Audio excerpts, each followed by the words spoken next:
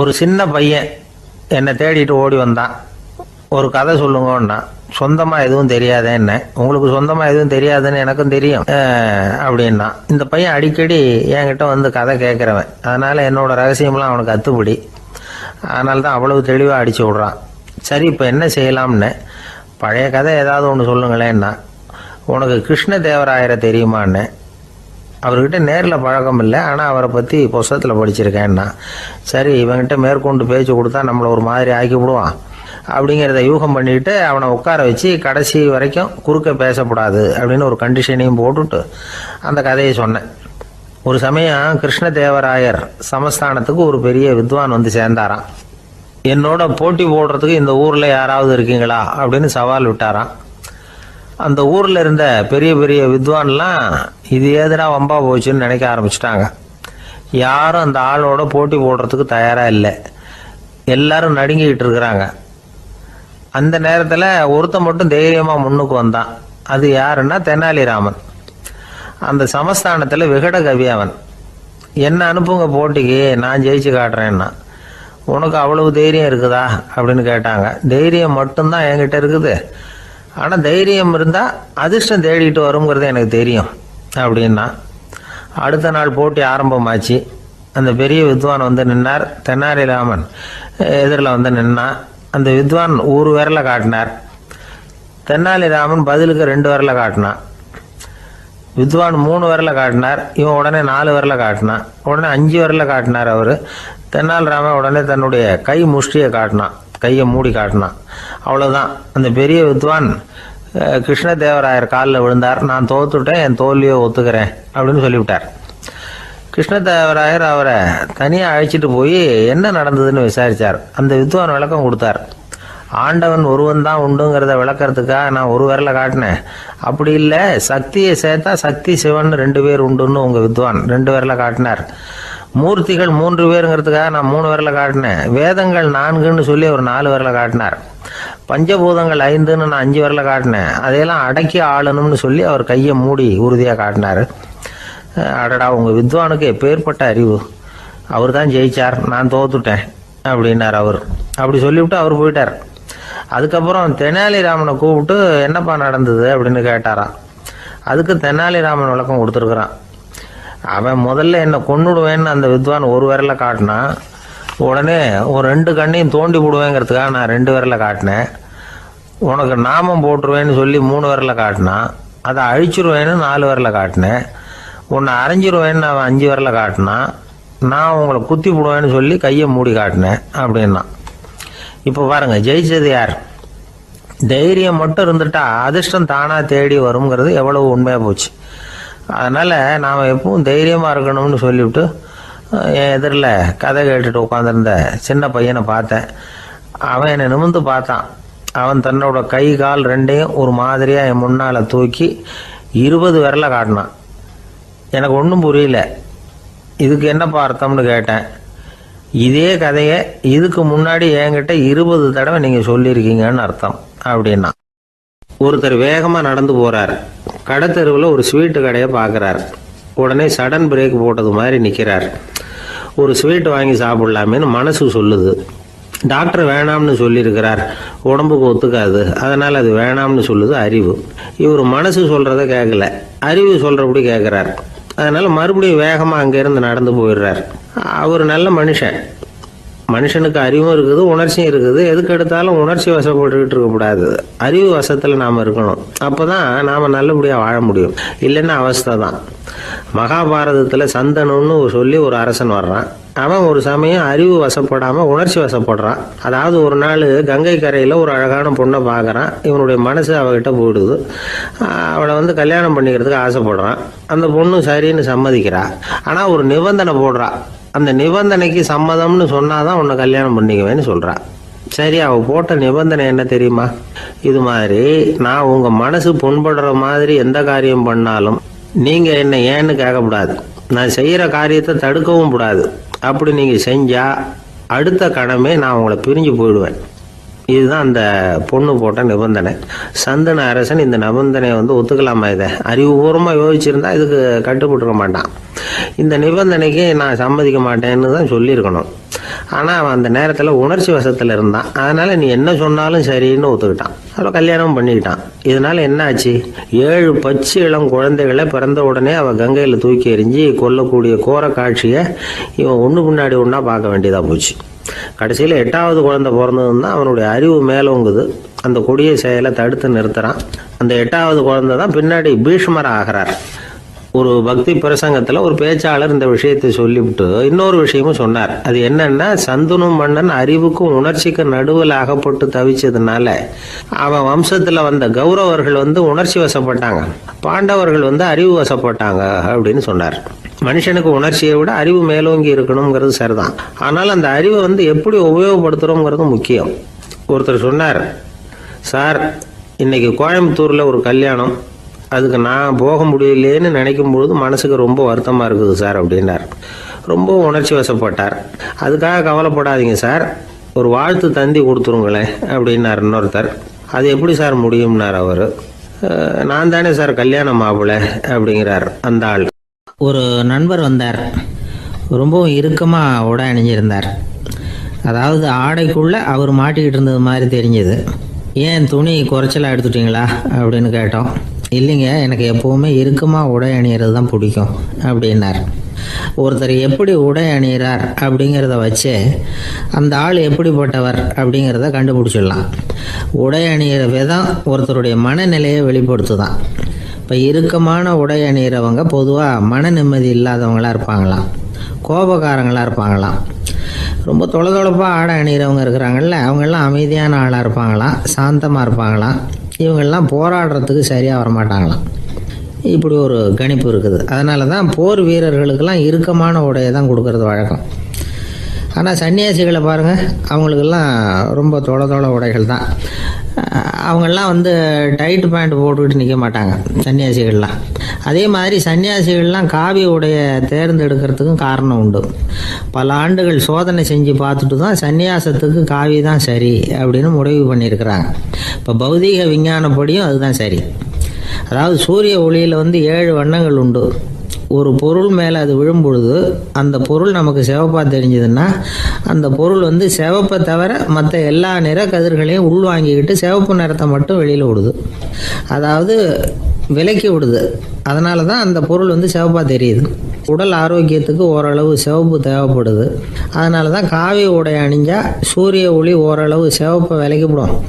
அதாவது சிவப்பின் பலனும் கிடைக்கும், இந்த சிவப்பின் கெடுதலும் இல்லை அப்படின்னு யோசனை பண்ணாங்க. காவி உதய வேளையின் நிறம். கீழ் வானத்தில் கதிர் உதிக்கிற வேளையில் முதல் ஒளி தோன்றுகிற நேரத்தில் காவி நிறம் தான் கசியும். தியானம் செய்கிறப்போ முதல்ல காணக்கூடிய ஒளி காவி நிறம்தான். தியானத்தின் உச்ச நிலையின் நிறம் நீலம்.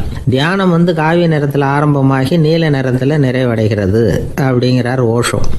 நீலம் தியான சிகரம், காவி தியான ஆரம்ப குறியீடு, ஒரு சன்னியாசியின் ஆரம்ப தரிசனம் அப்படிங்கிறார் அவர். ஒருத்தர் நாள் பூரா காவி உடைய அணிஞ்சிருந்தா அந்த நிறம் அவருக்கு தியானத்தை பற்றிய நினைவை ஊட்டிக்கிட்டே இருக்கும். இப்படியே ஆடைக்கும் தியானத்துக்கும் இடையில ஒரு தொடர் ஏற்படுது. ஒரு துறவியின் உள்ளார்ந்த பண்பாக அது மாறுது. கடை வீதியில் ஒரு பொருள் வாங்க போகிறோம், அது மறந்துடக்கூடாதுங்கிறதுக்காக ஞாபகம் முடிச்சு போட்டுக்கிறோம். அந்த முடிச்சுக்கும் பொருளுக்கும் தொடர்பு இல்லை. ஆனால் கடை வீதிக்கு போன உடனே அந்த முடிச்சு அந்த பொருளை ஞாபகப்படுத்துது. அதாவது அந்த முடிச்சு ஒரு தொடர்பு அம்சமாக அமையுது. அது மாதிரி தான் காவி உடையும். ஒரு துறவி நடக்கும் பொழுது, சாப்பிடும் பொழுது, குளிக்கும் பொழுது அவருடைய காவி உடை அவருக்கு ஞாபகப்படுத்திக்கிட்டே இருக்கும். அது ஒரு நிலைப்படுத்தப்பட்ட நினைவாக ஞாபகம் முடிச்சாக மாறிடுது. காவி ஆடை இல்லைன்னா ஒருத்தரால் துறவியாக முடியாதுன்னு அர்த்தம் இல்லை. அதே நேரத்தில் காவி ஆடையால் ஒன்றும் பிரயோஜனம் இல்லை, அதில் ஒன்றும் அர்த்தம் இல்லை அப்படின்னு சொல்லிட முடியாது. இதுதான் உண்மை. இவ்வளவு தூரம் காவி ஆடையை பற்றி சொல்கிறதுனால எல்லாரும் சன்னியாசியாக போயிடுங்கோ அப்படின்னு நாம் சொல்கிறதாக யாரும் நினச்சிடக்கூடாது. மனசுக்கும் நிறத்துக்கும் உள்ள சம்பந்தத்தை தெரிஞ்சுக்கிறதுக்காக தான் இவ்வளவும். நமக்கு தெரிஞ்ச நண்பர் ஒருத்தர் இருக்கிறார், ஆஃபீஸில் வேலை பார்க்குறவர். ஒவ்வொரு மாதமும் 20ஆம் தேதிக்கு பிறகு அவரை போய் பார்த்தீங்கன்னா காவி உடை அணிஞ்சிக்கிட்டு, கண்ணை மூடிக்கிட்டு, கை ரெண்டையும் விரித்து வச்சுக்கிட்டு தியானத்திலேயே உட்காந்துருப்பார். ஏன் இப்படி பண்ணுறீங்கன்னு கேட்டேன். அதாவது 20ஆம் தேதிக்கு பிறகு என் கையில் ஒரு பைசா கூட கிடையாது, ஒரு சன்னியாசி லெவலில் இருக்கிறேன், என்கிட்ட எதுவும் செலவுக்கு கேட்காத அப்படின்னு என் மனைவிக்கு நாசூக்காக உணர்த்துறதுக்காக அப்படி உட்காந்துருப்பேன் அப்படின்னு விளக்கம் கொடுக்குறார் அவர். ஒரு சராசரி மனிதனுடைய இயல்பு என்ன? இன்பம் வந்தால் துள்ளி குதிப்பான், துன்பம் வந்தால் சோர்ந்து போய் ஒரு மூலையில் உட்காந்துருவான். இவன் தான் சராசரி மனிதன். ஆனால் ஒருத்தன் இன்பம் வந்தால் அதுக்காக மகிழ்ச்சி அடையிறதில்ல, துன்பம் வந்தால் அதுக்காக சோர்ந்து போகிறதில்ல அப்படின்னு வச்சுக்கோங்க. அப்படி இருந்தால் அவன் சாதாரண ஆள் கிடையாது. ஒரு ஊரில் ஒரு ஞானி இருந்தார். அவரை தேடிட்டு ஒரு பெரியவர் வந்தார். ஐயா, ஞானத்தில் சிறந்த ஞானம் எது அப்படின்னு கேட்டாராம். இதுக்கு அந்த ஞானி என்ன பதில் சொன்னார் தெரியுமா? இன்பத்தினால மகிழ்ச்சி அடையாமலும் துன்பத்தினால சோர்வு அடையாமலும் இருக்கிறது தான் அந்த ஞானம், பெரிய ஞானம் அப்படின்னாராம். சரி சுவாமி, அப்படிப்பட்ட ஞானம் உங்களுக்கு எப்படி வந்ததுன்னு கேட்டிருக்காரு இவர். அதை நான் ஒரு கழுதைகிட்ட இருந்து கற்றுக்கிட்டேன் அப்படின்னாராம் அவர். இவருக்கு ஒன்றும் புரியல, ஒரு மாதிரியாக முழிச்சிருக்கிறார். இதை அவர் புரிஞ்சுக்கிட்டார். நீங்கள் நாளைக்கு காலையில் நம்முடைய ஆசிரமத்துக்கு வாங்க, புரிய வைக்கிறேன்னாராம். சரின்னு அவர் போயிட்டார். மறுநாள் காலையில் ஆசிரமத்துக்கு வந்து சேர்ந்தார். ஞானி அவரை கூப்பிட்டு உட்கார வச்சார். வாங்க, வந்து இப்படி உட்காருங்க, கொஞ்சம் நேரத்தில் இந்த வழியாக ஒரு கழுதை போகும், அதை கவனித்து பாருங்கன்னாராம். இவருக்கு இன்னமும் ஒன்றும் புரியாமல் போச்சு, ஒரே குழப்பம். இருந்தாலும் அந்த ஞானி சொன்னது மாதிரியே உட்காந்துருக்கிறார். கொஞ்சம் நேரத்தில் இந்த வழியாக ஒரு கழுதை போச்சு. அது முதுக நிறைய அழுக்கு மூட்டைகள், அதை சுமந்துக்கிட்டு போகுது. ஒரு சலவை தொழிலாளி அதை ஓட்டிகிட்டு போகிறார். கொஞ்சம் தூரத்தில் ஒரு ஆறு இருக்குது. அங்கே போய் துணியெல்லாம் சுத்தப்படுத்திக்கிட்டு சாயந்தரமாக திரும்பி இந்த வழியாகவே வருவாங்க. ஞானி சொன்னது மாதிரியே இந்த பெரியவர் அழுக்கு மூட்டையை சுமந்துக்கிட்டு போகிற அந்த கழுதையை கவனித்தார். கழுதை போயிட்டுது. அதுக்கப்புறம் ஞானியை திரும்பி பார்த்தார். இப்போ அந்த ஞானி சொன்னார், சாயந்தரம் வரைக்கும் நீங்கள் இங்கேயே இருக்கணும்னார். அதே மாதிரி இவர் இருந்தார். சாயந்தரமாக அந்த ஞானி சொன்னார், ஐயா, இப்போ கொஞ்ச நேரத்தில் அந்த கழுதை இந்த வழியாக திரும்பி வரும், அதையும் கவனித்து பாருங்கன்னார். இவரும் கவனித்து பார்க்குறார். கழுதை வந்தது. அது முதுகில் சலவை செய்யப்பட்ட துணி மூட்டை, அது பாட்டுக்கு சுமந்துக்கிட்டு போய்கிட்டு இருக்குது. பெரியவருக்கு ஒன்றும் புரியல, பொறுமை இழந்துட்டார். சரி சுவாமி, இந்த கழுதைக்கும் உங்கள் ஞானத்துக்கும் என்ன சம்பந்தம் அப்படின்னார். இப்போ அந்த ஞானி விளக்கினார். ஐயா, இந்த கழுதை இதே மாதிரி தினமும் காலையில் அழுக்கு மூட்டைகளை சுமந்துக்கிட்டு ஆற்றுக்கு போகுது, மாலையில் வெண்மையான சுத்தமான துணிகளை சுமந்துக்கிட்டு திரும்பி ஊருக்கு போகுது. காலையில் இது போகும் பொழுது முதுகில் அழுக்கு மூட்டைகளை சுமந்துக்கிட்டு போகிறோமேங்கிற வருத்தமும் அதுக்கு கிடையாது.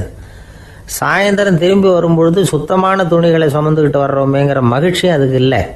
இதை பார்த்து தான் நானும் அது மாதிரி ஞானத்தை கற்றுக்கிட்டேன் அப்படின்னாராம். அதனால் யார் கற்றுக் கொடுக்குறாங்க அப்படிங்கிறத விட எதை கற்றுக்கிறோம் அப்படிங்கிறது தான் முக்கியம். ஒரு சினிமா பார்க்குறோம், ஒரு அருவி கொட்டுறது மாதிரி காட்சி வருது, தண்ணீர் வழியுது. படம் முடிஞ்சதும் பார்த்தீங்கன்னா அந்த திரை என்ன நனைஞ்சு போயாருக்கும். ஒரு தீப்பிடிச்சு எரியிற காட்சியே சினிமாவில் பார்க்குறீங்க, காட்சி முடிஞ்சதும் அந்த வெண் திரையே கருகி போயாருக்கும். படத்தில் வர்ற தண்ணீரும் நெருப்பும் அந்த திரையை பாதிக்கிறது இல்லை. நாம் அந்த திரை மாதிரி இருக்கிறதுக்கு கற்றுக்கணுமா. அந்த பக்குவம் வந்துவிட்டதுன்னா இன்பமும் துன்பமும் நம்ம எதுவும் செய்யாது. ஒரு சினிமாவை பார்க்குற வரைக்கும் சிரிக்கலாம், அழலாம். பார்த்துட்டு வெளியில் வரும்பொழுது அழுதுகிட்டே வரக்கூடாது. ஒருத்தர் வந்தார், அப்படி படம் முடிஞ்சு வெளியில் வரும்பொழுது அருவி மாதிரி கண்ணீர் சிந்திக்கிட்டே வரார். ஏன் சார், படம் அவ்வளவு சோகமா அப்படின்னு கேட்டார். இன்னொருத்தர், இல்லை சார், கூட்டம் ரொம்ப குறைச்சல் சார், மொத்தம் படம் பார்க்க வந்தவங்களே 15 பேர் தான் சார் அப்படின்னார் கண்ணீரை தொடச்சிக்கிட்டே. அதுக்கு நீங்கள் ஏன் சார் அழறீங்கன்னு கேட்டார் அவர். இந்த படத்தோட தயாரிப்பாளரே நான் தான் சார் அப்படின்னாரா இவர். ஒரு நீதிமன்றம், அங்கே ஒரு கொலை வழக்கு சம்பந்தமாக விசாரணை நடந்துக்கிட்டு இருக்குது. அந்த வழக்கறிஞர் ரொம்ப தீவிரமாக வாதாடிக்கிட்டு இருக்கிறார். தன்னுடைய கட்சிக்காரர் நிரபராதிங்கிறது அவருக்கு நல்லா தெரியும். அதனால தான் அவர் சார்பாக வாதாடுறதுக்கே ஒத்துக்கிட்டார். அப்படி அவர் மும்முரமாக வாதாடிக்கிட்டு இருக்கிற சமயத்தில் அவசரமாக தந்தி ஒன்று வந்து சேர்ந்தது. அதை வாங்கி படித்து பார்த்தார். அதுக்கப்புறம் அதை மடித்து தன்னுடைய கோட்டு பையில் வச்சுக்கிட்டு தொடர்ந்து வாதாட ஆரம்பிச்சிட்டார். பேசி முடித்தார். அதுக்கப்புறம் அங்கே கோர்ட்டில் இருந்த சக வக்கீல்கள் அவர்கிட்ட வந்தாங்க. தந்தி ஒன்று வந்ததே, என்ன விஷயம் அப்படின்னு விசாரித்தாங்களாம். அப்போ அவர் சொல்லியிருக்கிறார், ஊரில் சிகிச்சைக்காக போயிருந்த என்னுடைய மனைவி இறந்து போனதாக தந்தி வந்திருக்குது அப்படின்னாராம். மற்ற வக்கீல்களுக்கு அதிர்ச்சி. என்னங்க இது, மனைவி இறந்ததை விட கேஸு முக்கியமாக உங்களுக்கு அப்படின்னு கேட்டிருக்கிறாங்க. இறந்து போன என் மனைவி மறுபடியும் திரும்பி வர போகிறதில்ல, ஆனால் என்னுடைய கட்சிக்காரர் ஒரு கொலை வழக்கில் மாட்டிக்கிட்டார், அவரும் நிரபராதி, அவர் உசுரை நான் காப்பாற்ற வேணாமா, இதுதான் என்னுடைய கடமை அப்படின்னாராம். இப்படி இவர் சொன்னதும் எல்லாரும் அப்படியே திகைச்சு போய் நின்றுட்டாங்களாம். சரி, கடமைக்கு முக்கியத்துவம் கொடுத்த அந்த வழக்கறிஞர் யார் தெரியுமா? அவர் தான் இரும்பு மனிதர் சர்தார் வல்லபாய் பட்டேல். குஜராத் மாநிலத்தில் 1875 அக்டோபர் 31 அன்றைக்கு ஜாவேரி பாய் அப்படிங்கிறவருக்கு 4வது பிள்ளையா அவர் பிறந்தாராம். இந்த ஜாவேரி பாய் யார் தெரியுமா? ஜான்சி ராணி லட்சுமி பாய் போர் படையில் ஒரு வீரராக பணிபுரிஞ்சவர். இளம் வயசில் வல்லபாய் படையில் ரொம்ப சிரமப்பட்டு படிச்சிருக்கார். விடாமுயற்சி வெற்றியை கொடுத்தது. கல்லூரியிலையும் காலடி வச்சார். அதுக்கப்புறம் வக்கீல் பட்டத்தையும் வாங்கினார். பிரிட்டிஷ் ஆட்சி நடந்துக்கிட்டு இருந்த சமயம் குஜராத்தை சேர்ந்த பர்டோலி தாலுக்காவில் விவசாயிகள் மேலே அரசாங்கம் திடீர்னு நில வரியை வசதி விட்டு தான். ஏழை விவசாயிகள் ரொம்ப கஷ்டப்பட்டுருக்காங்க. அரசாங்கம் வரி செலுத்தாத விவசாயிகளின் நிலங்களையெல்லாம் ஜப்தி செஞ்சுதான். அரசாங்கத்தை எதிர்க்கிறவங்களையெல்லாம் கைது பண்ணி சிறையில் அடைச்சிட்டாங்களாம். சில பேர் வீடு வாசல் ஆடு மாட்டையெல்லாம் விற்று கூட வரி கட்ட வேண்டிய நிலைமைக்கு ஆளாயிட்டாங்க. வழக்கறிஞர் வல்லபாய் படேல் நில வரியை உடனே ரத்து பண்ணணும் அப்படின்னு பம்பாய் கவர்னருக்கு ஒரு கடிதம் எழுதினார். எந்த பலனும் இல்லை. உடனே எல்லா விவசாயிகளையும் அணி திரட்டினார். அதுக்கு தானே தலைமை தாங்கினார். சத்தியாகிரகம் நடத்தினார். அந்த பகுதியில் எந்த வேலையும் நடக்கலை. வேறு வழி இல்லை. ஆட்சியாளர்கள் உடனே வரியை ரத்து பண்ணாங்க. சிறையில் இருந்தவங்களெல்லாம் வெளில விட்டாங்க. 1928 ஆகஸ்ட் 6 சர்க்காருக்கும் விவசாயிகளுக்கும் இடையில் ஒரு உடன்பாடு ஏற்பட்டது. அதுக்கப்புறம் தான் நிலைமை சரியாக போச்சான். வல்லபாய் படேலின் பொது சேவையை பாராட்டின பொதுமக்கள் அவருக்கு சர்தார் அப்படிங்கிற பட்டத்தை கொடுத்தாங்களாம். சர்தார்னா தலைவர் அல்லது தளபதின்னு அர்த்தம். இரும்பு மனிதர்னு இவருக்கு பேர். இருந்தாலும் நகைச்சுவை உணர்வும் இவருக்கு நிறைய உண்டு. ஒரு தடவை ஒரு பத்திரிகை நிருபர் வந்திருக்கார். சர்தார் பட்டேல்கிட்ட அவருக்கு பிடிச்ச பண்பாடு கலாச்சாரம் எது அப்படின்னு கேட்கணும்னு ஆசை. அதனால் அவரை பார்த்து கேட்டாராம், ஏங்க உங்களுக்கு பிடிச்ச கல்ச்சர் எது அப்படின்னு கேட்டிருக்கார். இதுக்கு சர்தார் பட்டேல் சொன்ன பதில் என்ன தெரியுமா? எனக்கு பிடிச்ச கல்ச்சர் அக்ரிகல்ச்சர் அப்படின்னாராம். ஒரு நண்பர் சினிமா படம் தயாரிக்கிறவர், அவர்கிட்ட ஒரு நாள் பேசிக்கிட்டு இருந்தேன். அது எப்படி சார், நீங்கள் எடுக்கிற எந்த படமும் கையை கடிக்காத அளவுக்கு எடுத்துடுறீங்களே, அது எப்படின்னு கேட்டேன். அது ஒன்றும் பெரிய விஷயம் இல்லை சார். பெண்களுக்குன்னு சில உருக்கமான காட்சிகள், இளைஞர்களுக்குன்னு சில நடனங்கள், அடிதடி காட்சிகள், அப்புறம் வயசானவங்களுக்குன்னு சில ஆன்மீக காட்சிகள், சின்ன பிள்ளைங்களுக்கு சிரிப்பு, இப்படி எல்லாமும் சேர்த்து நான் படம் எடுக்கிறேன். மசாலா படம்னு பேர். இது ரொம்ப பெருசாக இல்லைன்னாலும் ஓரளவுக்கு சுமாராக ஓடிடும், கையை கடிக்காது அப்படின்னார். இது ஒரு உத்தி. சில பத்திரிகை ஆசிரியர்களும் இந்த உத்தியை கையாளுறது உண்டு.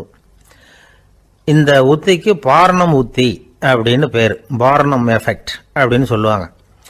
அதாவது ஃபீனியஸ் டி பார்னம் அப்படின்னு ஒருத்தர் அமெரிக்காவில் இருந்தாராம்.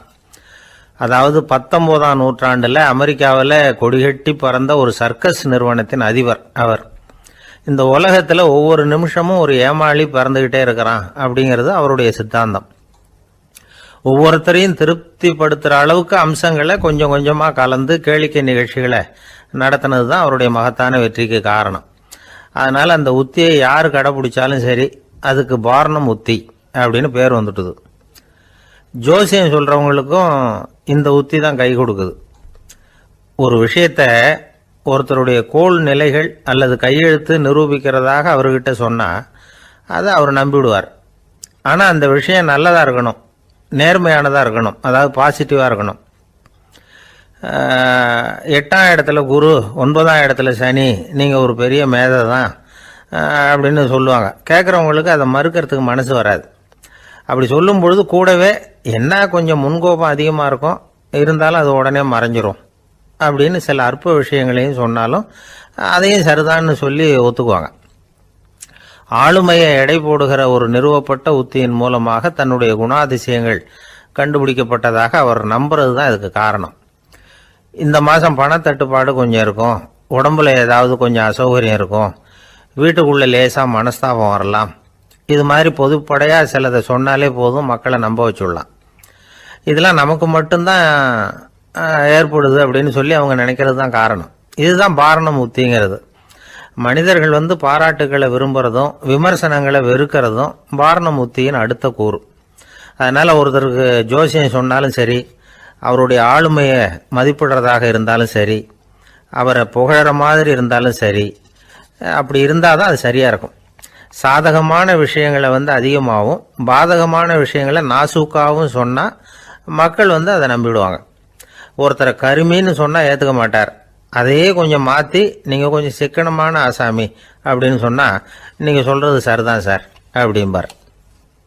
நீங்கள் பெரிய செலவாளி தான், இருந்தாலும் நல்ல விஷயங்களுக்கு தான் செலவழிப்பீங்க அப்படின்னு சொல்லணும். இப்படி இந்த வாரணம் உத்தியை கடைபிடிச்சி இன்னைக்கு வெற்றிகரமாக காலம் தள்ளுறவங்க நிறைய பேர் இருக்கிறாங்க. இந்த உலகத்தில் ஒவ்வொரு நிமிஷமும் ஒரு ஏமாளி பறந்துக்கிட்டே இருக்கிறான் அப்படிங்கிறது தான் ஃபீனியஸ் பார்னம் அவர்களுடைய நம்பிக்கை. அதை விட அடுத்தவங்களை ஏமாளியாக நினைக்கிற மனுஷர்கள் தான் இன்னைக்கு உலகத்தில் ரொம்ப அதிகம். ஒருத்தர் தன்னுடைய மேலதிகாரிகிட்ட போய், ஐயா ஒரு நாள் லீவு வேணும், என் தங்கச்சிக்கு கல்யாணம் அப்படின்னார். அவர் பார்த்தார், ஒரு 10 நிமிஷம் வெளியில் இருங்கன்னார். 10 நிமிஷம் கழித்து கூப்பிட்டார், இதை பாருங்க, நீங்கள் சொல்கிறது பொய். இப்போ உங்கள் தங்கச்சிக்கு ஃபோன் பண்ணேன், அவங்க தனக்கு 2 வருஷத்துக்கு முன்னாடியே கல்யாணம் ஆகிட்டதாக சொல்கிறாங்க அப்படின்னார். உடனே இவர் சொன்னார், சார் இப்போ நீங்கள் சொல்கிறதும் பொய்யா தான் இருக்கணும், ஏன்னா நிஜமாக எனக்கு ஒரு தங்கச்சியே கிடையாது அப்படின்னார். சில பேர் ஆளை பார்த்தா 60 வயசு மாதிரி தோணும், உண்மையான வயசு என்னன்னு பார்த்தா 40 அல்லது 45. சில பேரை பார்க்கறதுக்கு 45 மாதிரி தெரியும், உண்மையிலேயே 65 தாண்டி இருப்பாங்க. ஒரு மனிதனுக்கு 2 வகையான வயது உண்டுங்கிறார் ஓஷோ. அதாவது உடம்புக்குன்னு ஒரு வயசு, மனசுக்குன்னு ஒரு வயசு. முதல் உலக மகாயுத்தம் நடந்தது இல்லையா, அது முடிஞ்சதுக்கு அப்புறம் முதல் தடவையா மனிதனின் மூளை வளர்ச்சியை பற்றி மனநல வைத்தியர்கள் ஒரு கணக்கெடுப்பு சோதனை நடத்தினாங்களாம். அது வரைக்கும் மனிதனுக்கு 2 வகையான வயது உண்டுன்னு யாரும் சிந்திச்சதே இல்லையா. அந்த உலக மகாயுத்தம் முடிஞ்சதுக்கு அப்புறம் மனிதனுடைய சராசரி மனதின் வயதை கணக்கிட்டு பார்க்கும் பொழுது அவங்களுக்கெல்லாம் ரொம்ப அதிர்ச்சியாக இருந்துதான். ஏன்னா அது ரொம்ப பின்தங்கிய நிலையில் இருந்திருக்கு, வளர்ச்சி அடையாத நிலையில் இருந்திருக்கு. அவங்க கண்டுபிடிச்ச பிரகாரம் அப்போ மனசோட சராசரி வயசு என்ன தெரியுமா, 14. அப்படின்னா பார்த்துங்க, உடல் ரீதியாக ஒருத்தரோட வயசு 70 கூட இருக்கலாம், ஆனால் மனசோட வயசு 14 தான். இதுக்கு நேர்மாறாக அமைஞ்சு போச்சுன்னு வச்சுங்க. அதாவது ஒருத்தருக்கு உண்மையிலேயே 14 வயசு, அதாவது உடலோட வயசு 14, அவரோட மனசின் வயசு 70ன்னு வச்சுக்கோங்க. இப்படி அமைஞ்சுட்டுதுன்னா அவர் சீக்கிரம் ஞானத்தன்மை அடைஞ்சிருவார் அப்படின்னு அர்த்தம். இப்போ நமக்கெல்லாம் உடம்போட வயசு மனசோட வயசு ரெண்டும் ஒன்றா இருந்துட்டா அதுவே போதும், அதுவே பெரிய விஷயம். இப்போ எமர்சன் கிட்ட போய் ஒருத்தர் கேட்டாராம், உங்கள் வயசு என்ன அப்படின்னு. அவர் உடனே பதில் சொல்லியிருக்கார், 360 வருஷம் அப்படின்னாராம். கேட்டவர் குழம்பி போயிட்டார். அவர் என்ன சொல்கிறாரு, 360 வயசா, என்ன நம்ம காதில் தான் சரியாக விழலையா? எமர்சன் எப்பவும் உண்மையை பேசுகிற ஒரு சிறந்த அறிவாளி, அவர் இப்படிலாம் பொய் சொல்ல மாட்டாரே அப்படின்னு ஒரு யோசனை பண்ணிக்கிட்டே இவர் மறுபடியும் அவர் கிட்ட போனாராம். ஐயா நீங்கள் சொன்னது சரியாக என் காதில் விழலை, அதனால் மறுபடியும் கேட்குறேன், உங்கள் வயசு என்ன அப்படின்னாராம். எமர்சன் மறுபடியும் சொல்லியிருக்கிறார், 360 வருஷம்னு. வந்தவருக்கு உண்மையிலேயே அதிர்ச்சியாக போட்டுது. அதுக்கப்புறம் மெதுவாக ஆரம்பித்தாராம், ஐயா நீங்கள் சொல்கிறத என்னால் ஏற்றுக்க முடியாது, எப்படி பார்த்தாலும் இப்போ உங்களுக்கு வயசு ஒரு 60க்கு மேலே இருக்காதுன்னு நினைக்கிறேன் அப்படின்னாராம். நீங்கள் சொல்கிறது சரிதான், அது என் உடம்போட வயசுன்னாராம் எமர்சன். அப்படின்னா ஏற்கனவே நீங்கள் சொன்னது அப்படின்னு கேட்டிருக்காரு, அது என் மனசோட வயசு அப்படின்னாராம். நம்மளை பொறுத்த வரைக்கும் அறிவு தூசு படிஞ்சிருக்கு, அது மாதிரியே அன்பும் மாசுபட்டிருக்கு. இது ரெண்டையும் சுத்தம் பண்ண வேண்டியிருக்குது, அப்போ தான் நாம் சரியான வயசில் வாழ முடியும். ஒரு ஆசாமி இருக்கிறார், அவருக்கு உடம்போட வயசு அதிகம், மனசோட வயசு ரொம்ப குறைச்சல், குழந்தை மாதிரி. அவர் ஒரு ஆஸ்பத்திரியில் படுத்திருக்கிறார். நர்சம்மா எல்லாருக்கும் மருந்து கொடுத்துட்டு போகிறாங்க. கொஞ்ச நேரம் கழித்து திரும்பி வந்தாங்க. அப்போ இவர் அந்த அம்மாவை கூப்பிட்டு சொல்கிறார், இதை பாருங்கள் சிஸ்டர், நீங்கள் எல்லாருக்கும் சின்ன சின்ன மாத்திரையாக கொடுத்துட்டு எனக்கு மட்டும் நீளமான மாத்திரையாக கொடுத்துட்டீங்க, முழுங்கிறதுக்கு ரொம்ப கஷ்டமாக போச்சு, இனிமேல் எனக்கும் சின்ன மாத்திரையாக கொடுங்க சிஸ்டர் அப்படின்னாராம். அந்த அம்மா உடனே அதிர்ச்சியாகி தலையில் அடிச்சுக்கிட்டாங்களாம். நான் கஷ்டப்பட்டு மாத்திரையை முழுங்கினத்துக்கு நீங்கள் ஏமா தலையில் தட்டிக்கிறீங்க அப்படின்னு கேட்டிருக்காரு இவர். இதுக்கு அவங்க சொல்லியிருக்கிறாங்க, நான் உங்களுக்கு கொடுத்துட்டு போனது மாத்திரை இல்லைங்க, அது தெர்மாமீட்டர் அப்படின்னாங்களாம். ஒருத்தர் ஓடி வந்தார், இன்னொருத்தரை பார்த்து, சார் உங்கள் சைக்கிளை ஒரு நாள் இரவல் கொடுங்களேன், பக்கத்து ஊருக்கு போயிட்டு வர வேண்டியிருக்கு அப்படின்னார். இவர் சைக்கிளை கொடுத்து பத்திரமா கொண்டுட்டு போங்கன்னார்.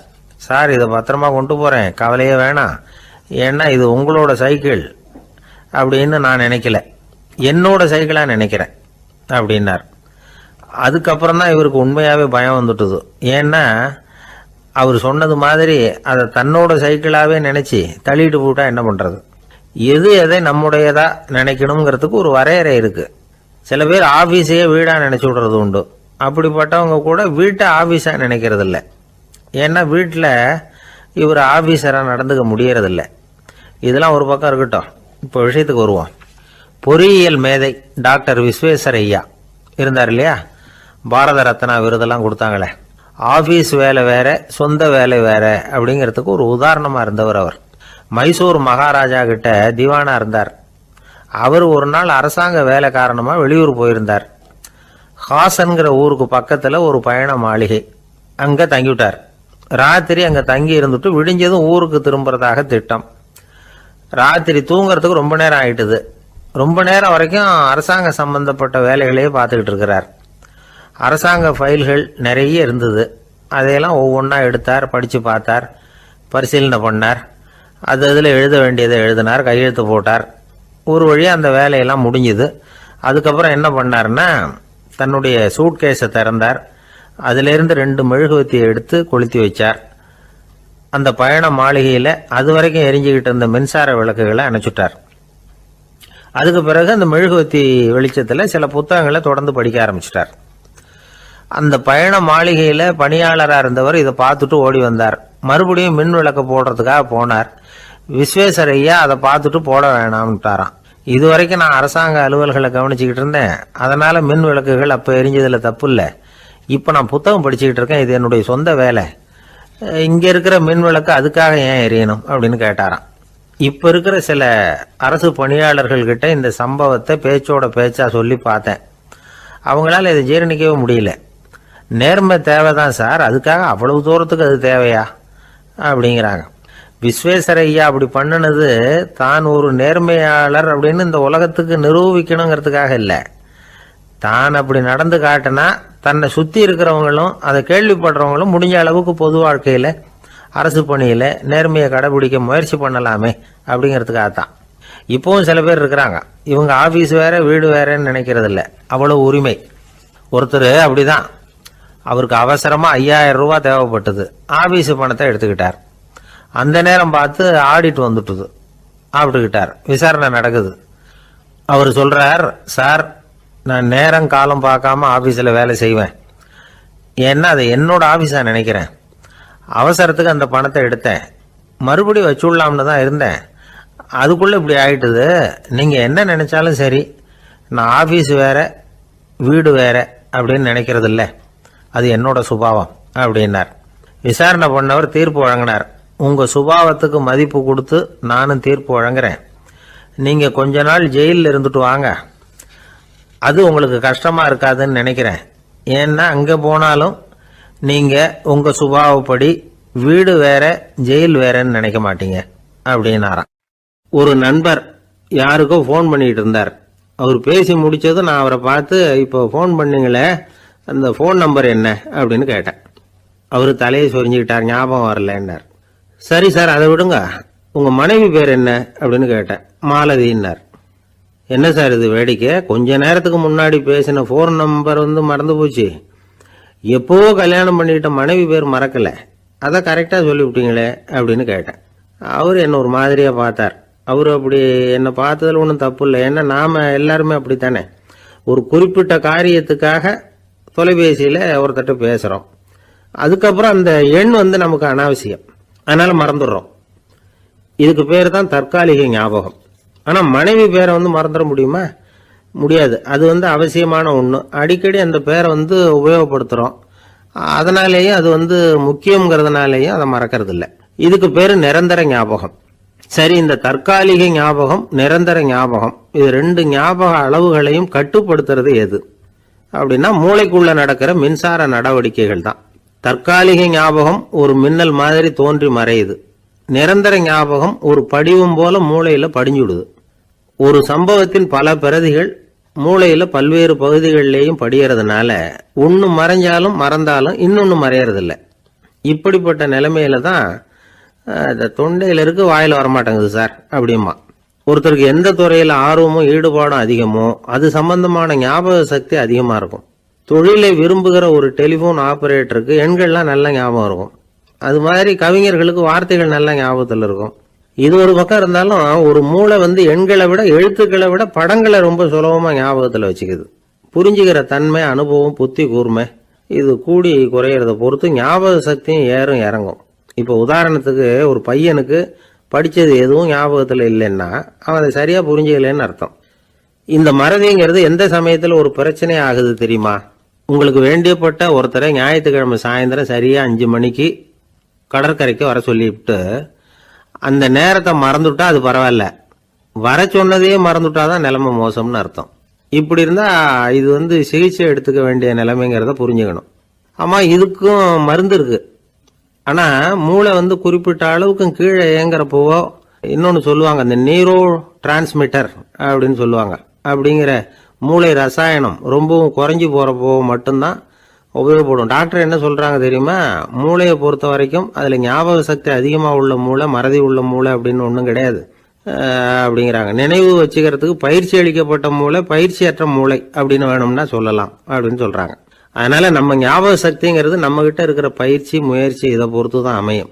ஒருத்தர் ஒரு பென்சிலை எங்கேயோ வச்சுக்கிட்டு தேடிக்கிட்டு இருந்தார்.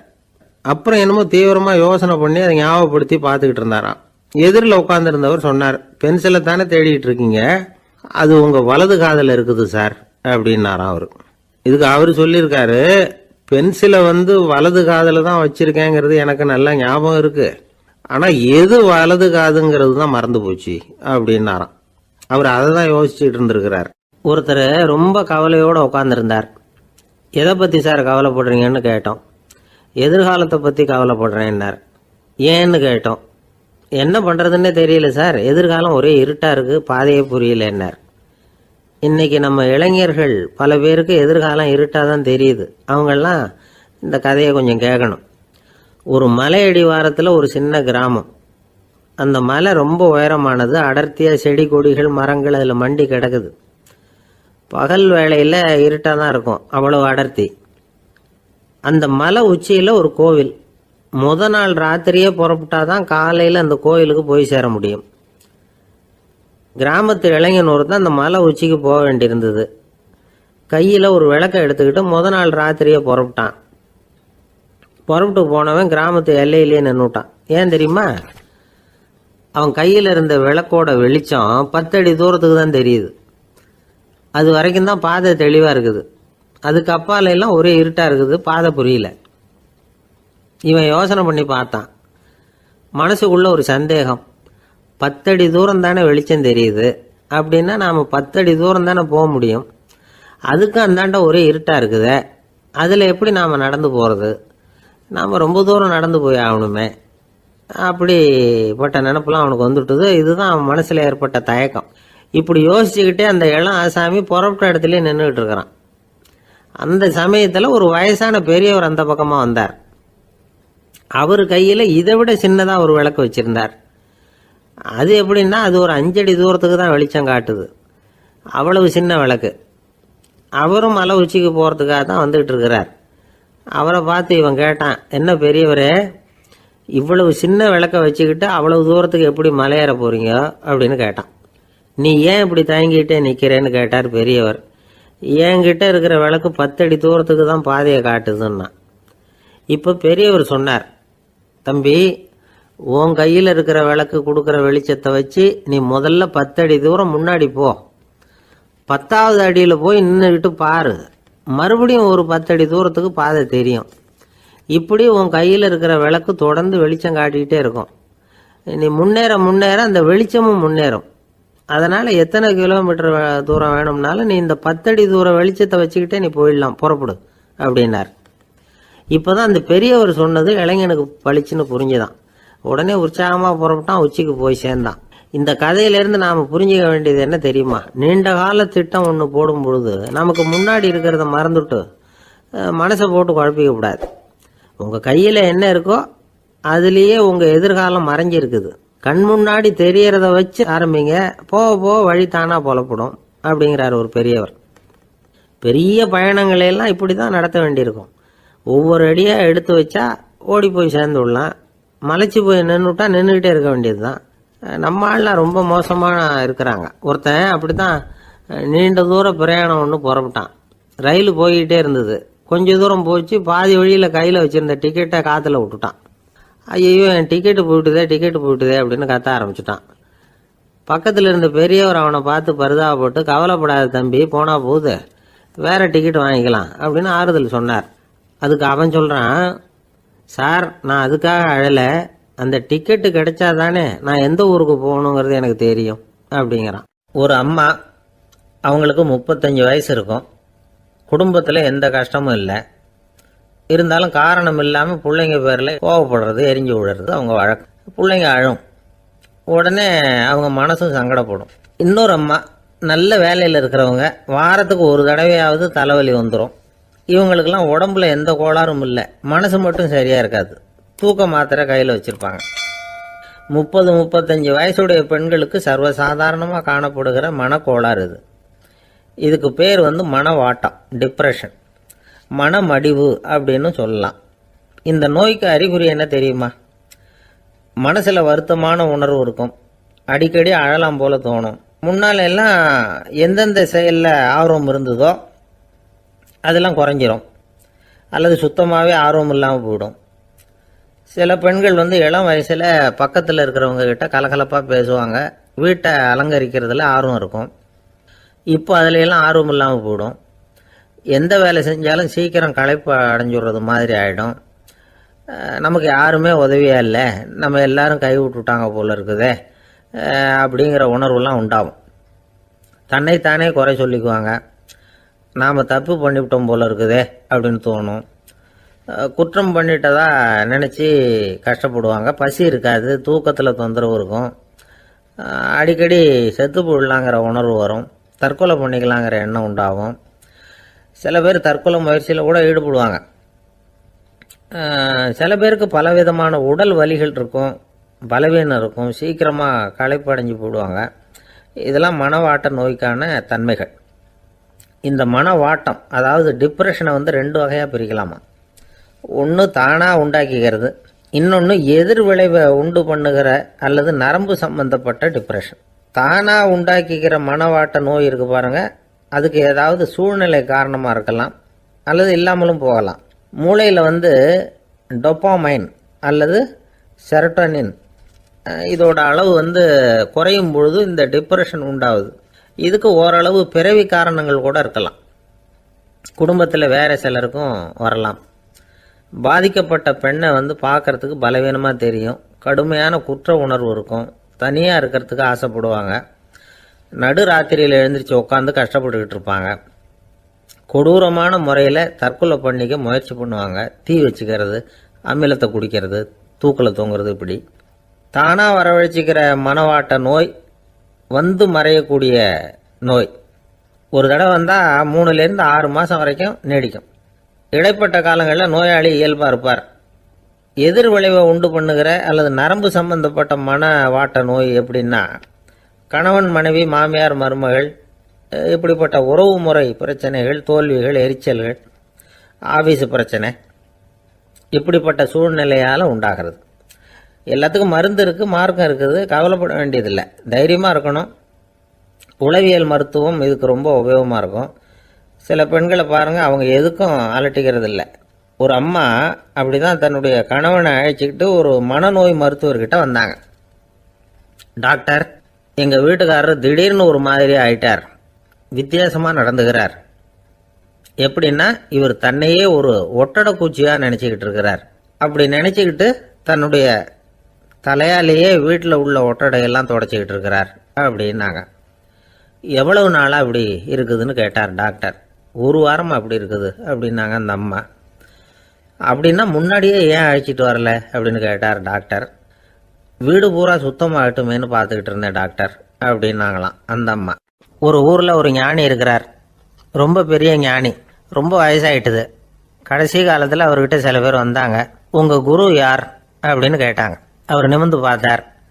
எனக்கு ஆயிரக்கணக்கான குருமார்கள் உண்டு, அவங்க பேரெல்லாம் சொல்லணும்னா இந்த காலம் பத்தாது, ஆனால் முக்கியமான ஒரு 3 பேரை பற்றி மட்டும் உங்களுக்கு சொல்கிறேன் அப்படின்னாராம். அப்புறம் சொன்னார், அந்த 3 பேரில் ஒருத்தன் ஒரு திருடன். ஒரு சமயம் ஒரு பாலைவனம் வழியாக நான் போய்கிட்டு இருந்தேன். அப்போது வழி தவறி போய் ஒரு கிராமத்துக்கு போயிட்டேன். அது இருட்டு நேரம், நடுராத்திரி, ஊரே உறங்கி போச்சு. அந்த நேரத்தில் ஒரு ஆள் மட்டும் ஒரு வீட்டு சுவத்தில் ஏதோ பண்ணி உள்ளே நுழையிறதுக்கு முயற்சி பண்ணிகிட்டு இருக்கிறான். அவங்கிட்ட போய் நான் இன்னைக்கு இங்கே எங்கே தங்க முடியும் அப்படின்னு கேட்டேன்.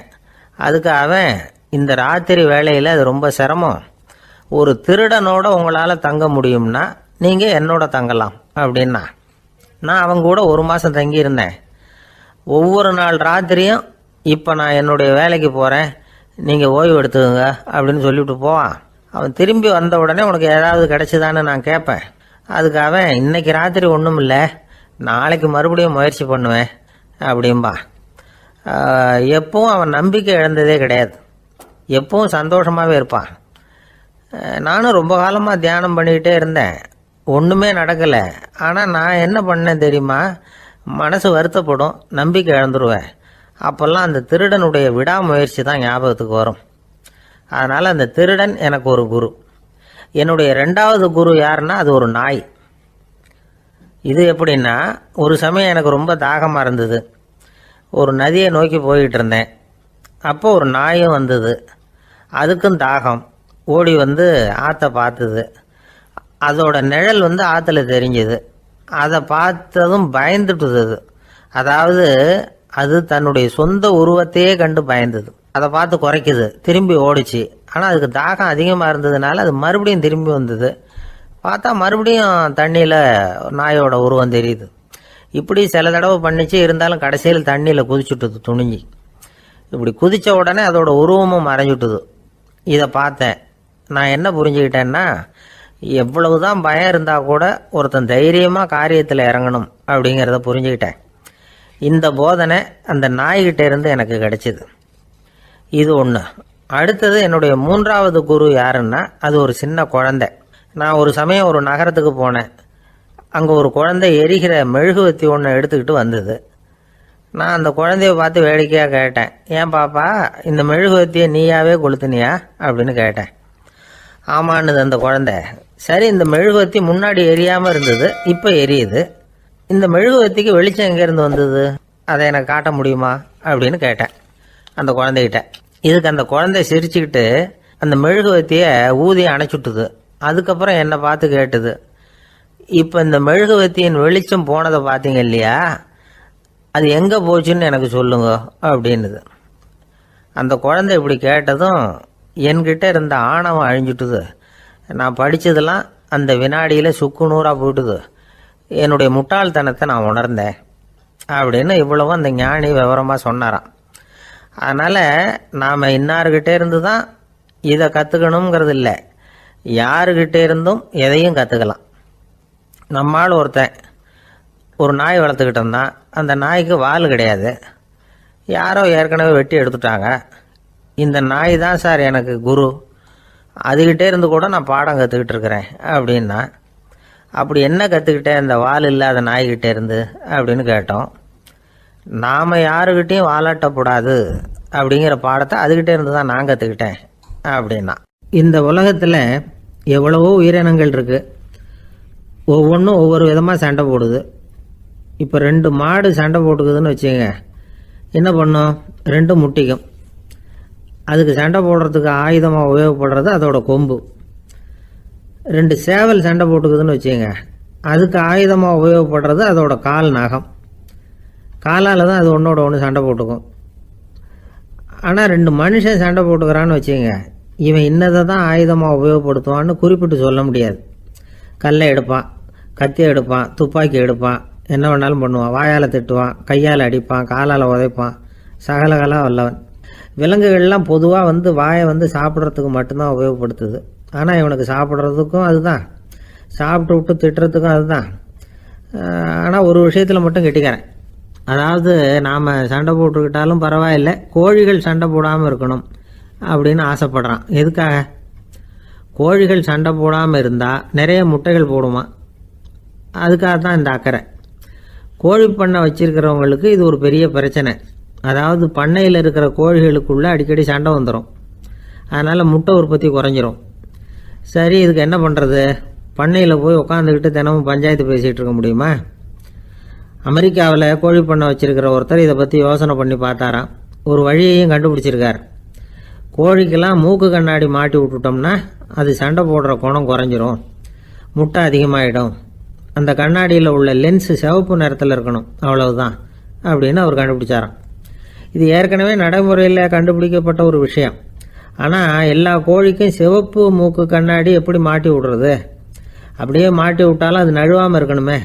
இப்போ நாமெல்லாம் நடு வரலால் மூக்கு கண்ணாடி நடுவில் தொட்டு அப்படி ஸ்டைலாக சரி பண்ணிக்கிறோம். அது மாதிரி கோழி எப்படி சரி பண்ணிக்கும்? இதுதான் பிரச்சனை. இதுக்கு அவர் என்ன வழி கண்டுபிடிச்சாருன்னா, கோழிக்கெல்லாம் மூக்கு கண்ணாடிக்கு பதிலாக விழியொட்டு வில்லைகள், கான்டாக்ட் லென்ஸ், அதை பொருத்தி விட்டா என்ன அப்படின்னு யோசனை பண்ணார். அதே மாதிரி பண்ணார். அதே மாதிரி செஞ்சு பார்த்தார், வெற்றி. அதுக்கப்புறம் கோழியெல்லாம் சண்டை போட்டுக்கலையாம், சமாதான பிரியர்கள் ஆகிட்டு தான். கோழிகளுக்கு இயல்பாகவே சண்டை போடுற குணம் உண்டு. ஆனால் அதோட கண்ணுக்கு பார்க்குற பொருள்லாம் ரோஜா நிறத்துலையோ அல்லது இன்னும் சொல்ல போனால் அழுத்தமான சிவப்பு நிறத்துலையோ தெரிஞ்சதுன்னா சண்டை போடுற குணம் குறைஞ்சிருதான். அந்த சமயத்தில் அது அதிகமாகவும் முட்டையிட ஆரம்பிச்சுடுதான். அதே நேரத்தில் இறை எடுக்கிறத கூட குறைச்சிக்குதான். இது ஏன் இப்படி பண்ணுதுங்கிறது விஞ்ஞானிகளுக்கு இன்னமும் புரியலையா. எப்படியோ அமெரிக்க கோழிகள்லாம் கான்டாக்ட் லென்ஸ் பொருத்திக்க ஆரம்பித்தாச்சு. கோழி கழுத்தை பிடிச்சிக்கிட்டு ஒரு சில வினாடிகளில் அதை பொருத்தி விட்றாங்களாம். கோழியோட ஆயுள் பூரா அது அப்படியே இருக்குமா. பண்ணையில் முட்டை உற்பத்தி குறைஞ்சா இது மாதிரி விஞ்ஞானபூர்வமாக பரிகாரம் தேடுறது தான் நல்லது. நமக்கு வேண்டியப்பட்ட ஒருத்தர், அவர் ஒரு கோழி பண்ணை வச்சுருந்தார். அந்த பண்ணையில் பாதி கோழி திடீர்னு செத்து போச்சு. உடனே ஒரு கால்நடை மருத்துவர்கிட்ட போக வேண்டியது தானே. அங்கே போகல. உள்ளூரில் மந்திரம் பண்ணிகிட்டு இருந்த ஒரு சாமியார்கிட்ட போனார். அவர் காலில் விழுந்தார். சாமி, என் பண்ணையில் பாதி கோழி செத்து போட்டுதுன்னார். சாமியார் யோசனை பண்ணார். சரி, பண்ணையில் வாசப்படி கிழக்கு பக்கமாக வச்சுருக்கியா மேற்கு பக்கமாக வச்சுருக்கியான்னு கேட்டார். கிழக்கு பக்கமாக இருக்குன்னார் அவர். அதுதான் தப்பு, மேற்கு பக்கமாக அதை மாற்று சரியாக போடும்னாராம். அதே போல் இவர் போய் மாற்றிவிட்டார். அப்பவும் பாதி செத்து போச்சு. மறுபடியும் சொன்னார், சாமி மறுபடியும் பாதி கோழி செத்து போட்டுதேன்னார். சரி, கூரை எப்படி போட்டிருக்க, ஓடு போட்டிருக்கியா இல்லை கீத்து போட்டிருக்கியான்னார். ஓடு போட்டிருக்கேன்னாராம் அவர். அதுதான் தப்பு, கீத்து போட்டுரும் சரியாக போடும்னாராம். சரின்னு போய் அதையும் மாற்றி பார்த்தார். மறுபடியும் போயிட்டுது, கோழி செத்து போச்சு. வந்தார், மறுபடியும் பாதி செத்து போச்சு சாமின்னு வந்தார். இவரும் யோசனையை மாற்றி மாற்றி சொல்லிகிட்டே இருக்கிறார். இப்படி அவரும் மாற்றி மாற்றி பார்த்தார். 6வது தடவையாக அவரை தேடிட்டு வந்தார். அந்த சமயத்தில் இவர் ரொம்ப தீவிரமாக யோசனை பண்ணி பார்த்துட்டு, அது சரிப்பா, நீ என்கிட்ட சளைக்காமல் வந்துக்கிட்டு இருக்கிற, நானும் யோசனை சொல்லிகிட்டு இருக்கேன். இப்போவும் உங்ககிட்ட சொல்கிறதுக்கு என்கிட்ட யோசனை நிறையா இருக்குது. ஆனால் சோதிக்கிறதுக்கு உங்ககிட்ட கோழி இல்லையே, என்ன பண்ணுறது அப்படின்னாராம் இவர். ஒரு ஊரில் ஒரு பெரிய ஞானி இருந்தார். அவர் படுக்கையில் இருந்தார். இன்னும் கொஞ்ச நேரம்தான் அவர் இந்த உலகத்தில் இருக்க போகிறார். அவரை சுற்றி ஏகப்பட்ட கூட்டம். ஏற்கனவே அவருடைய உபதேசங்களை கேட்டவங்க பல பேர் அவரை சுற்றி நிற்கிறாங்க. அந்த ஞானி மெதுவாக கண்ணை திறந்து பார்க்குறார். எல்லாரும் அவருடைய கடைசி வார்த்தையை கேட்கறதுக்காக அவளோட காத்துக்கிட்டு இருக்கிறாங்க. அந்த ஞானி மெதுவாக பேச ஆரம்பித்தார். நான் என்னுடைய வாழ்நாள் பூராவும் உங்களுக்கு நிறைய போதனைகள் சொல்லிக்கிட்டு இருக்கிறேன். பேரானந்தம், மகிழ்ச்சி, தியானத்தன்மை, இதை பற்றியெல்லாம் சொல்லியிருக்கிறேன். இப்போ நான் வேற ஒரு கரைக்கு போய்கிட்டு இருக்கிறேன். நான் இனிமேல் இந்த கரையில் இருக்க மாட்டேன். நீங்கள் நான் சொன்னதையெல்லாம் கேட்டீங்க, ஆனால் எதையும் நீங்கள் நடைமுறைப்படுத்தி பார்க்கல. எல்லாம் கேட்டதோடு சரி, அதோடு விட்டுவிட்டீங்க. அப்புறம் அதை தள்ளி போட்டுக்கிட்டே வந்துட்டீங்க. மேலும் அதை தள்ளி போடுறதுல எந்த பிரயோஜனமும் கிடையாது. இப்போ நான் போய்கிட்டு இருக்கிறேன். உங்களில் யாராவது என்னோட வர்றதுக்கு தயாரா அப்படின்னு கேட்டார். அவ்வளவுதான், யாரும் வாயை திறக்கலை. ஒரே மௌனம், சத்தமே இல்லை. ஒருத்தர் பார்த்துக்கிட்டே நிற்கிறாங்க. அந்த கூட்டத்தில் ஒரு ஆள் அந்த ஞானி கூடவே 40 வருஷத்துக்கு மேலே இருந்திருக்கிறான். அவனும் வாயை திறக்காமல் இன்னொருத்தன் முகத்தை பார்த்துக்கிட்டே நிற்கிறான். இந்த சமயத்தில் பின்னாடி நின்றுக்கிட்டு இருந்த ஒருத்தன் கையை தூக்கினான். ஞானி அவனை பார்த்தார். சரி, ஒருத்தனுக்காவது நம்மோட வர்றதுக்கு தைரியம் இருக்குது அப்படின்னு நினச்சார். ஆனால் அந்த ஆள் என்ன சொன்னான் தெரியுமா? ஐயா, நீங்கள் கேட்குறப்போ நான் உடனே எழுந்திருக்கல, கையை மட்டும்தான் தூக்கினேன். என்ன காரணம்னா, நான் எப்படி அடுத்த கரைக்கு சேர்றதுங்கிறது தெரிஞ்சுக்கிறதுக்காக தான். அந்த விவரத்தை மட்டும் இப்போ உங்ககிட்ட இருந்து நான் தெரிஞ்சுக்க ஆசைப்படுறேன். ஏன்னா இப்போ நான் உங்கள் கூட வர்றதுக்கு தயாராக இல்லை. எவ்வளவோ காரியங்களை நான் இன்னும் இங்கே முடிக்க வேண்டியிருக்குது. வீட்டுக்கு ஒரு விருந்தினர் வந்திருக்கிறார். என்னுடைய இளைய மகனுக்கு கல்யாணம் பண்ணி வைக்கணும். அதனால் இன்றைக்கி உங்கள் கூட வர முடியாது. அது மட்டும் இல்லை, இப்போ உங்கள் கூட அடுத்த கரைக்கு வந்தால் திரும்பி வர முடியாதுன்னு வேறு சொல்கிறீங்க. அதனால் இப்போ நான் வரல. இன்னொரு நாள் நிச்சயமாக நான் வர்றேங்க, உங்களை சந்திக்கிறேன். அதனால் இப்போ நீங்கள் இன்னொரு தடவை எங்களுக்கு விளக்கமாக சொல்லணும். ஏற்கனவே பல தடவை சொல்லியிருக்கிறீங்க. தயவு பண்ணி இப்போ ஒரு தடவை சொன்னீங்கன்னா சௌகரியமாக இருக்கும். அந்த அடுத்த கரையை அடையிறது எப்படி? இப்போ ஒரு தடவை அதை விளக்கமாக சொல்லிட்டிங்கன்னா நல்லா ஞாபகப்படுத்திக்குவேன். அது சரியான சமயம் வர்றப்போ இது எனக்கு உதவியாக இருக்கும் அப்படின்னு நானா. ஆனால் உண்மை என்ன தெரியுமா, அந்த சரியான சமயம் வரவே இல்லை அப்படிங்கிறது தான் உண்மை. இப்படி அந்த கதை முடியும். இந்த கதை அந்த ஒரு ஆளுக்கு மட்டும் இல்லை, கிட்டத்தட்ட எல்லாருக்குமே அது பொருந்தும் அப்படிங்கிறாங்க விவரம் தெரிஞ்சவங்க. எல்லாருமே அந்த சரியான தருணத்துக்காக தான் காத்துக்கிட்டு இருக்கிறாங்களாம். அதுக்காக ஜோசியம் பார்க்குறாங்க, கைரேகை பார்க்குறாங்க, நாளைக்கு என்ன நடக்குங்கிற ஆவலில் எல்லாரும் காத்துக்கிட்டு இருக்கிறாங்க. ஆனால் அந்த ஒரு நாள் ஒருபோதும் வரப்போகிறதில்ல. நீங்கள் தள்ளி போடுறதுக்காக பல அர்த்தமில்லாத காரணங்களை தேடுறீங்க அப்படிங்கிறார் ஒரு ஞானி. காத்திருக்கிறதுலேயே நம்ம காலம் ஓடி போயிடுது. ஏன்னா இன்னைக்கு நாம் சிந்திக்கிறது நாளைக்கு நாம் சிந்திக்கிறது இல்லை. ஒவ்வொரு நாளும் ஒவ்வொரு மாதிரி போயிடுது. நாளைக்கு மறுநாளை பற்றியே சிந்திக்கிறோம். இப்படியே அது பாட்டுக்கு போயிடும். கரையை தொட்டு பார்க்குறது எப்போ, இதுதான் கேள்வி. நமக்கு வேண்டியப்பட்ட ஒருத்தர் ஒரு ரயில்வே பிளாட்ஃபாரத்தில் நின்றுட்டு இருக்கிறார். அங்கே இருக்கிறவங்க கிட்ட கேட்குறாராம், விசாரிக்கிறார், ஏங்க கிழக்க போகிற ரயில் போயிட்டுதுங்களான்னாராம். போயிட்டுதுன்னு இருக்கிறாங்க. கொஞ்ச நேரம் கழிச்சு ஏங்க மேற்க போகிற ரயில் போயிட்டுதுங்களான்னு கேட்டிருக்காரு. போயிட்டுதுங்களான் இருக்காங்க. அப்புறம் கொஞ்ச நேரம் கழிச்சு மறுபடியும் ஏங்க 10:30 மணி வண்டி போயிட்டுதான்னு கேட்டிருக்காரு. தொடர்ந்து காலையிலேருந்து சாயந்தரம் வரைக்கும் இப்படி ஒரே இடத்துல நின்றுட்டு கேட்டுக்கிட்டே இருக்கிறார். இதை பார்த்துக்கிட்டு இருந்த ஒருத்தர் அவர்கிட்ட ஏங்க நீங்கள் எங்கே போகணும் அப்படின்னு கேட்டாராம். இவர் மெதுவாக சொன்னாராம், இந்த ரயில்வே லைனை தாண்டி அந்த பக்கம் போகணும் அப்படின்னாராம். ஆஃபீஸில் வேலை பார்க்குற ஒருத்தர் வந்தார். பேசாமல் ஒரு 10 நாள் லீவு போட்டுடலாமா பார்க்குறேன் அப்படின்னார். ஏன்னு கேட்டோம். என்னுடைய மேலதிகாரி ஒரு முசுடு சார், அவர்கிட்ட வேலை பார்க்குறது ரொம்ப கஷ்டமாக இருக்குது அப்படின்னார். ஆஃபீஸில் வேலை பார்க்குறவங்கெல்லாம் ஒரு விஷயத்தை நல்லா ஞாபகத்தில் வச்சுக்கணும். மேலதிகாரிங்கிறவர் ஒரு பெரிய மகான் இல்லை, அவரும் ஒரு மானிட பிறவி தான். சராசரி மனுஷனுக்குள்ள பலம் பலவீனம் ரெண்டும் அவருக்கும் உண்டு. அதனால் அவரை கொஞ்சம் அனுசரித்து போகிறதுக்கு பழகிறது தான் நல்லது. மேலதிகாரிகளில் பல வகை உண்டு. அதில் முக்கியமாக 3 வகை. அதில் ஒரு வகை எப்படி தெரியுமா, உங்களை ஒரு வேலை செய்கிற மெஷினாக மட்டுமே நினைக்கக்கூடிய வகை.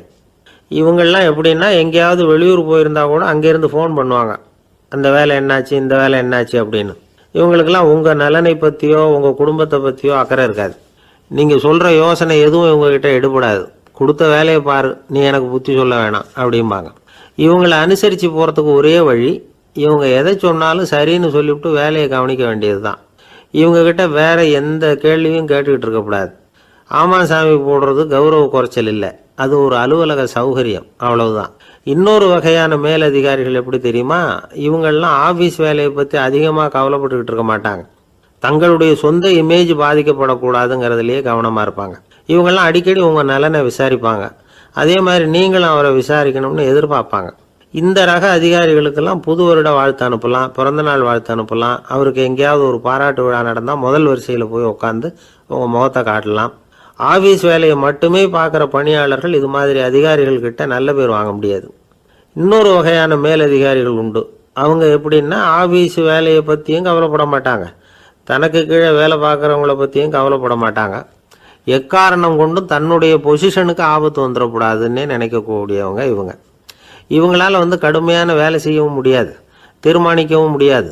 எந்த முடிவையும் எடுக்காமல் அப்படியே தள்ளி போட்டுக்கிட்டே போடுவாங்க எல்லாத்தையும். இதனால் என்ன ஆகும்னா, இவருக்கு கீழே வேலை பார்க்குற உங்களுக்கு பொறுப்பு அதிகமாகிடும். இவங்ககிட்ட போய் பிரச்சனையை மட்டும் சொல்லி பிரயோஜனம் இல்லை, அதுக்கான முடிவுகளை நீங்களே சொல்லணும். அப்போ தான் இது மாதிரி அதிகாரிகள்கிட்ட நல்ல பேர் வாங்கலாம். அட்லீஸ்ட் கெட்ட பேர் வாங்காமலாவது காலம் தள்ளலாம். ஆஃபீஸில் வேலை பார்க்குறவங்க முக்கியமாக சில விஷயங்களை ஞாபகத்தில் வச்சுக்கணும். ஆஃபீஸில் நடக்கிற நல்லது கெட்டது எதுவாக இருந்தாலும் உடனடியாக மேலதிகாரிகிட்ட தெரிவிக்கிறது நல்லது. 3வது மனிதர் மூலமாக அதை அவர் தெரிஞ்சுக்கிறது அவ்வளவு நல்லதில்லை. எந்த மேலதிகாரியுமே தான் இந்த சர்பாஸ் செய்யப்படுறத விரும்புறதில்லை. அதனால் அவருக்கு தெரியாமல் மேலிடத்துக்கு மணி எழுதி போடக்கூடாது. அப்படி எழுதி போடுறவங்க சில பேர் இருக்கிறாங்க. நீங்களும் உங்கள் மேலதிகாரியும் தொழில் ரீதியாக ஒரே படிப்பு படித்தவராக இருக்கலாம். அப்படி இருந்ததுன்னா அட்ஜஸ்ட் பண்ணி போகிறது கொஞ்சம் கஷ்டம்தான். இதை மனசில் வச்சுக்கிட்டு நடந்துக்கணும். உங்களுக்கும் அவருக்கும் அபிப்பிராய பேதமா, அது அவருக்கும் உங்களுக்கும் உள்ள தனிப்பட்ட பிரச்சனை. அதை விளம்பரப்படுத்திகிட்டு இருக்கக்கூடாது, அது அவருடைய கோபத்தை கிளறும். உங்கள் மேலதிகாரி உங்கள் கூட படித்தவராக இருக்கலாம், அதுக்காக அவரை எல்லாருக்கும் முன்னாடி அடைய கிச்சாமி எப்படிடா இருக்க அப்படின்லாம் கேட்டுக்கிட்டு இருக்கக்கூடாது. பொதுவாக யாரும் அதை விரும்புறதில்லை. இவ்வளவையும் உங்கள் மனசில் வச்சுக்கிட்டு கொஞ்சம் சாமர்த்தியமாக நடந்துக்கிட்டிங்கன்னா ஆஃபீஸ் உங்களுக்கு அவஸ்தையாக இருக்காது, ஆனந்தமாக இருக்கும். ஒரு மேலதிகாரி தன்கிட்ட வேலை பார்க்குற ஒருத்தரை பற்றி ரொம்ப பெருமையாக சொன்னாராம். எங்கள் ஆஃபீஸில் எவ்வளவோ பேர் வேலை பார்க்குறாங்க, எல்லாரும் தினமும் வந்து ஏதாவது பிரச்சனைகளை சொல்லிகிட்டு இருப்பாங்க.